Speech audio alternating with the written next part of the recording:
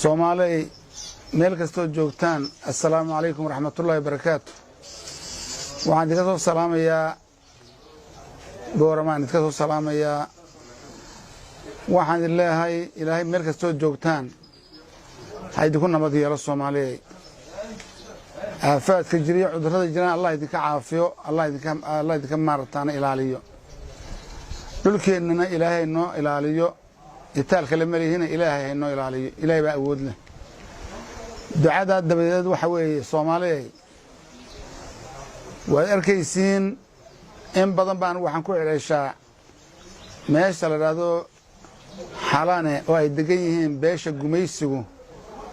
hadda waxa ka socda waad ogtihiin labadii nin ee hor fadhiyay Soomaaliya in doorasho laga qabto oo waliba la soo xereystay oo ayagu maartay xalna ku hayaan maanta oo aan loo ogolayn inay wixii ay maartaanay ummadani doonaysay ay yeelaan oo maartaanay adarkaysaan maanta waxa haysta dawladdii Soomaaliyeed dhinaca u dhaqaada ay kar laadahay iyo xaq loo qaado. markaan waxaan leeyahay beesha gumaysiga oo ugu horeeya ninka jimciyadda qurmo ka dhacay ka socdaa u leeyahay oo saan ogaaday asalkiisa oo maartaanay lug weyn ku leeyahay Kenya hadday maartay baanankeeda ahayd iyo hadday shaqadeeda ahayd iyo hadday wax kale ahaydba iyo ninka maartaanay isna ka soo jeeda nimanka la dhahay European-ka isku tagay ee gumaysan jiray wadamadeena oo ku hanjabay inuu Soomaaliya ka goynay lacagta Europe marjoogay ma ilaahay baa noo haya inaga lacag wadankeena inoo haya. ilaahay baa maartay gacantiisu buuxdaaye wuxuu yiri waxaan goosanaynaa lacagta Europe aan goosanaynaa mar hadduna farmaajo ka tanaasuleyno ka tagaynin guriga ka xukumo wadanka hadduna ka tagaynin lacagtii waan goosanaynaa. waxa soo raaca kamarayinka ee gaaban ee hadba dhinacuu doono isku jeedinaya. nimankaasi dhammaantood waxay u arkayaan inay la wareegaan doorashada Soomaaliya, iyagu la wareegaan teendhadii 74 aan ka dhisnay xalane ee weynayd ee mudulkayd ay gool dhigtaan oo taana deedna halkaasaan ku qabanaa yiraahdaan doorashadii oo odayaashan halkaas ku keenayna saasay leeyihiin. marka maadaama ay maartay ninka gaabmanaya la James Wan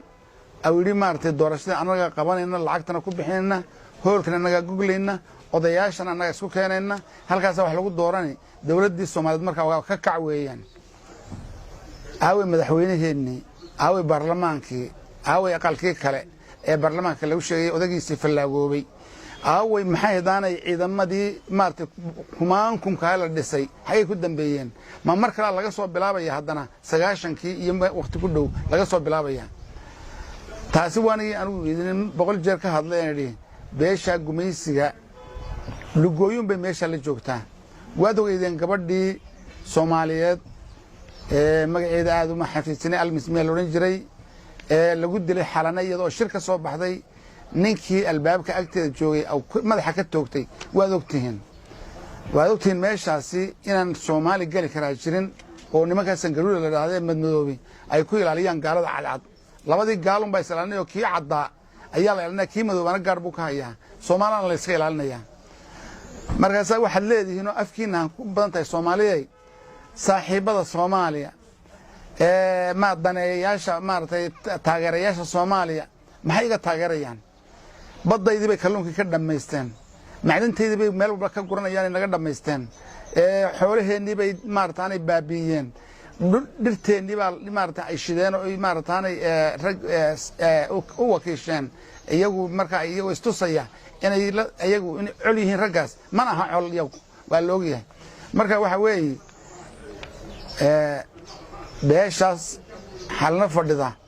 waad u taqaanaa idinku saaxiibada Soomaaliya annaan cadowga Soomaaliya u arkayo waa inay Soomaaliya ka qaadataa tallaabo. laakiin ma idin ogeyn Ilaahay subxaanahu wa ta'aala leeyahay yaa ayyuhalladhiina aamanuu laa tattakhiduu bitaanatan min duunikum laa ya'luunakum khabaalan wadduu maa canidtum قد بدت البغضاء من أفواههم وما تخفي صدورهم أكبر قد بينا لكم الآيات إن كنتم تعقلون وحوي إلهي وحنا ليهي إذا أن إذنك أهينون مسلمك أهينون إسلام أهين هكذا إننا لطليال يكو سرتينا تكو أمنتان يكو حقال دي النقطة مركا إسلام نمضان شغلنا ما عيدنا تخدون إياه إسلام نمضان شغل إنه صومالي أما سيهاد أما سياسي النقطة أما متعلم نقطة أما وداد النقطة أما معمشتر النقطة أما وديال النقطة إسلام نمضان شغلناي متى أي ماموران با مارتاني بيشاسي عدو إنه إلهي نوع عدي أفكود أي كسر بحيسو نعيب كين نعيبيهين إلهينا لي وما تخفي صدورهم أكبر وحي قلبي يدين كو قرنيان باكسي وين إلى آياتها سيسو على الكاس سورة آل عمران وروح عن الله إلهي أنو توبت كين هورت الصومالي أو نمان كاس ودا كين هاي نوغب بحان والله الصومالي سديد سالاركي معايو ما أنت نمان كاس نغيت كان تاسي الكاس نكسو قبقبينيا oo waxa weey nimanka aad u taqaanaan maarataanay beesha lixaad ama taageerayaasha Soomaaliya ama saaxiibada Soomaaliya cadawga Soomaaliya iyo gumaysiga haysta weeyaan talabaad in badan baa waxaan ka hadlay waxa la raaba federaal wata maarataanay niman maarata jooga garowe ay ku hadaaqayeen anagu waan ka goosanaa Soomaaliya aan goosanaa ay leeyihiin marna waxaan idinku yiri waxa laga yaabaa niman maartan nimanka jooga maartan Puntland xukuma oo magacaanta loo shaaran jaanay wax la yiraahdo ma garanaye inay uga dhow yihiin Soomaalinimada nimanka Soomaaliland waan goosanaa leeyahay inay Soomaalinimada uga dhow yihiin wata maanta soo baxday waxa weeyaan dadka reer Puntland ee dulman oo ay ugu sii horeeyaan gobolada maartan ay la yiraahdo Karkaar iyo maxamed Boosaaso ilaa Kardafu ilaa Ras Casayr ilaa maxaydaanay armo ilaa meel walba lagu dulmayo iyo ilaa maarad gaalkacayo ma waxaad arto odayaal isi gaalkacayo la leeyahay waa shabaab la leeyahay oo iyagii maartan la daadfeenayo dadka dulman xaq bay ku leeyihiin dawladda xamar joogta waa in loo gurmadaa 100 jeer baan ku celiyay federaalkuna dawladda maanta lagu marmayo ee iman doonta waa inana federaal dambe nagu maamulin taana federaalkan kale ahay nimankii keensaday Tigreeg aha way baabeen Keenyadii la shanaysay yadna way baxsatay Tigreeguna mar dambe ku soo noqon maayo Soomaaliya insha Allah taala fadalkiin halka Soomaaliya ka dhamaad waa cudure shacabka Soomaaliyeed dulahaan gurmad buu baahan yahay haduu maar ilaa kismaayo ilaa iyo law yacdo dad Ilaahay yaqaan oo muslim ah oo u taliya oo iimaan leba loo baahan yahay maanta meel kasta Soomaaliya joogto dhibaato haysata halkaas maartay Puntland iyo madax la soo gelinaya iyo Soomaaliland dad la yiraahdo la isku leenaya oo laba askari oo wada ahaa oo maartay isku jinsiya oo salaadooda tukanaya halkaas isku leenayaan maxay isku leenayaan waa in loo gurmada la kala qabtaayo Soomaalinimadii la soo celiyaa waxa kale oo mucaaradka baarlamaanka dhex dhashay oo harayba u sheegtay ninkii feeraha weynaa Kenyaanka ahaa baarlamaanka Kenya ku jira siyaasiga wuxuu yiri 29 ayaan ku leenahay candidate oo dadka maartay baarlamaanka kamid ah oo members ayaan ku leenahay Kenya kuwiiba hadda waxa la leeyahay lacagtoodina imaaraadka soo shubaysa de waxa weey namada yareey maartay caloosha weynaatay ee ay maartaan xamar hadda ka hadlaya ee uu kamid yahay ninka la yiraahdo maartay mahad salaad la yiraahdo iyo nin kale oo qaraabadeeda baa ahayo isaguna falaagoobay ay kamid yihiin yaan nimankana waxaan leeyahay adeer waxa idin qaban doonta shilinka aad ka cunaysaan ummadda Soomaaliyeed ee qaadanaysaan mishaarka u qaadanaysaan ayaa Ilaahay idinku maartay imtixaan doona oo aad cudur ka wada qaadi doontaan oo musiibada ku noqon doona sababtoo ah ummad aad maartaan shilinkeedii cunaysiin oo cashuurteedii cunaysiin ayaad madaxweynaheedii iyo baarlamaankeedii iyo ciidankeedii iyo maartaan jiritaankeedii aad ka soo horjeedaan oo doonaysaan inay Kenya iyo looga taliyo imaaraadka meel la yiraahdo dhul dhinta iyagu maartay baaba inaad hoos geysaan doonaysiin Ilaahay intaad ka cabsataan toobadkeena intay goorgoor tahay oo wadankaad iibinaysaan ee maartaan aad maartay imika hadii la yiraahdo maartay laba bilood baa la kordhinaya iyo cabaadayaan maxay la cabaadayaan laba bilood maana 10 sanadood in la kordhiya fiican oo wadankan la dhiso oo idii wax dhisaysa saanka farmaajo kale loo daayo oo dhiso wadanka ayaa la doonaya kuwa baarlamaanka maartan mucaaradka la sheeganaya falaagada ah ayaan yagana lahayn wixii aad ka cunaysiin ummadani cudur bay ku noqon doonaan ciidamada Soomaaliyeed oo maanta meel kasta ka halgamaya iyagana ducaan u diraynaa waxaan odhan lahaa soomaalida meel kasta ay joogto ciidamada soomaalida la caawiyo anigu waxaan odhan lahaa ha loo sameeyo sanduuq ciidamada soomaaliyeed loogu ururiyo lacag oo soomaalidu ay ururiso bal haddii waxaad ka warantaan haddaan inagu maarata soomaalida oo 1 milyan oo qof oo Soomaaliyeed hadday min $50 shubaan bal ka warrama min $50 day shubaan de 50 milyan bay noqoni ciidanka mishaar dhan bay u noqonaysaa ma lacag fiican bay u noqonaysaa kuwa tijaarta maanta ay ka mid yihiin kuwa isgaarsiinta leh ee 20 bilyan ku xisaabtamayay lacagtooda ama Mareykan baa iska leh mise Ingiriis baa leh mise dadka muslimka ee masaakiinta ee laga ururiyay in wax lagu qabta iyo xaqta maartaan qoliya isgaarsiimaha iyo xawaaladaha iyo ee maanta bilyanada ku xisaabtamaya kuwaasina ilaahay ka baqaano wadanka xaqiisa siiyaan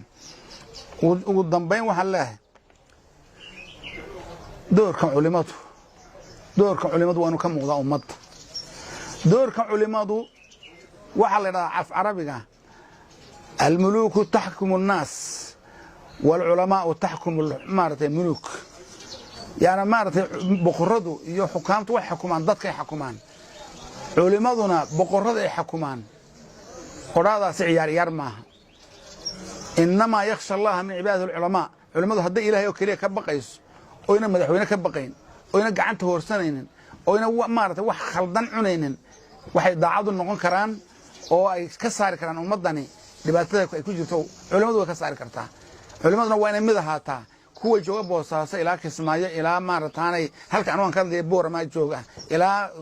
koone waa inay culimadu mid ahaataa oo kelmadda laa ilaaha illa Allah ay ku midoobaan واعتصموا بحبل الله جميعا ولا تفرقوا واذكروا نعمة الله عليكم إن كنتم أعداء فألف بين قلوبكم فأصبحتم بنعمته إخوانا